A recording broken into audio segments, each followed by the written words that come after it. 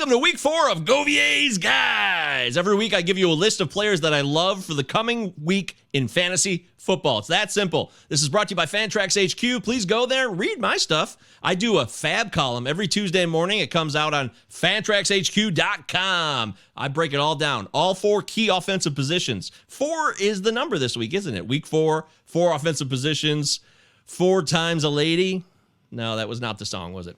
Anyways, let's get into it. Right off the bat, I want to show you the list. So here it is, Govier's Guys for week 4. Now, this is not in any particular order, so don't try to find any edge or say, oh, well, he's got him above him. That's not how this goes. I just create a list of guys. I go through each game. I break down all the matchups. I look at the data. I look at history. I look at what's going on now and what the trends are. And these are the guys that end up on my list. I'm not putting these guys in any particular order. They're just guys that I think will help you win in week 4 of fantasy football. And that's what I'm here to do, help you. All right, so having said that, don't forget to follow me on Twitter at MJGovier. G-O-V is in Victor, I-E-R. To the list, Govier's Guys, week 4.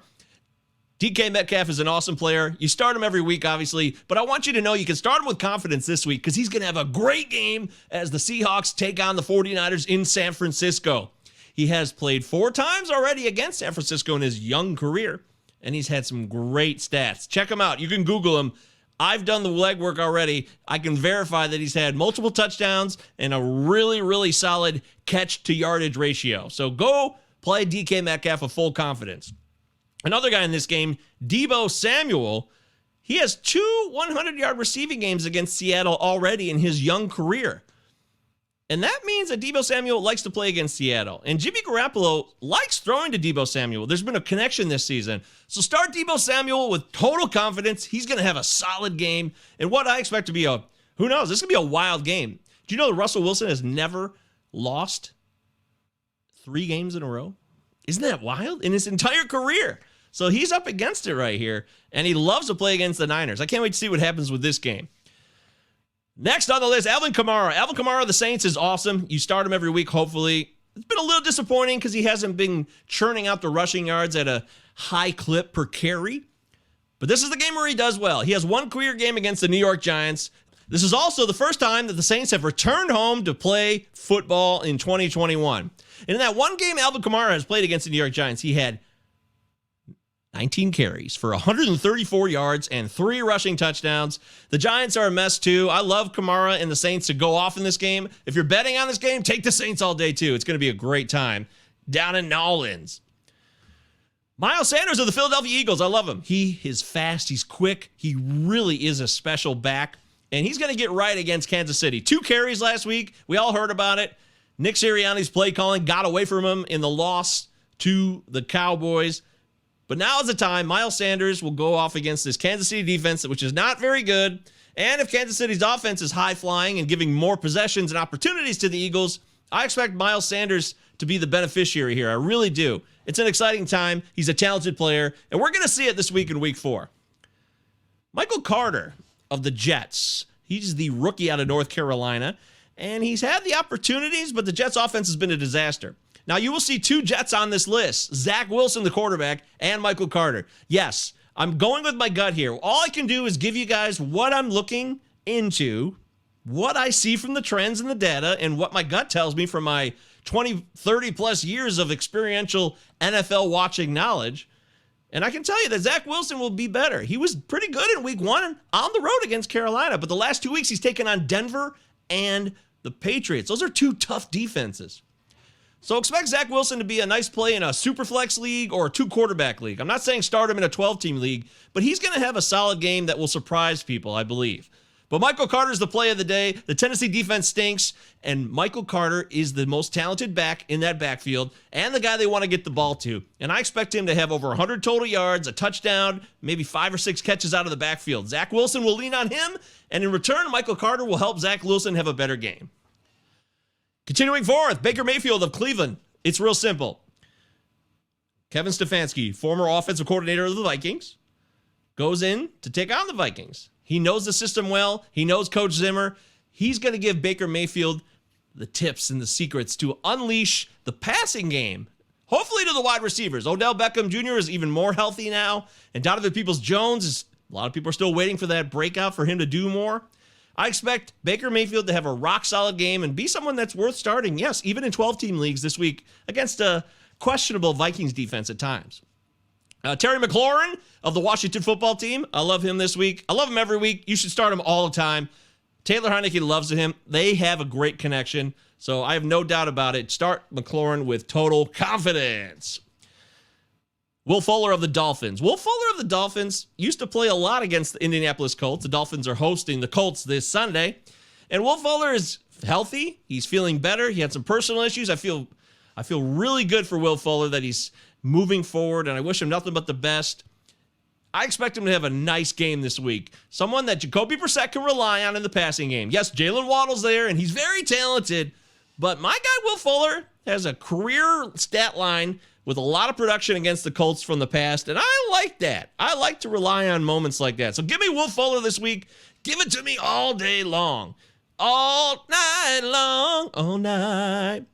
Will Fuller in his career has 18 catches, 266 yards, and a touchdown against the Colts. So if you need some verification of his production against Indianapolis, there it is. Dawson Knox of the Bills, start him every week. Him and Josh Allen have a connection. They've grown up together in this offense. He's getting the touchdowns, more red zone targets this year. I love it. Start Dawson Knox every week. Real simple. Robbie Anderson of Carolina Panthers. Now, you might be saying he's trending in the wrong direction, and Terrace Marshall seems to be getting more snaps. The rookie out of LSU. In one career game against the Cowboys, Robbie Anderson caught 5 balls for 125 yards and a touchdown. I like that. Pass production, also an excellent and talented receiver. He's going to get it right in week 4 on the road against the Cowboys. I don't know if they're going to win the game, but Robbie Anderson is going to make a big play, and he's going to get more targets, especially with the fact that Christian McCaffrey is no longer in this offense to be targeted as a check down. So watch for possibly more screens and opportunities for Robbie Anderson. Cole Kmet of the Bears, it's an easy call to me. I don't care who plays quarterback. Cole Kmet is overwhelmingly getting the snaps at tight end, and it's only a matter of time before, if it's Nick Foles or Andy Dalton or even Justin Fields, that he's going to score a touchdown and he's going to get more targets. Even in PPR, I like Cole Kmet this week. Robert Woods, Bobby Trees. He's a stud. He's a great player, so don't freak out about it. Matthew Stafford is going to get him the ball this week. Him and Cooper Kupp, Stafford and Kupp have a love affair going on, and it's gorgeous. It's a fantasy dream right now. Actually, fantasy is fantasy. Fantasy is a dream, right? That's weird. Either way, you know what I mean.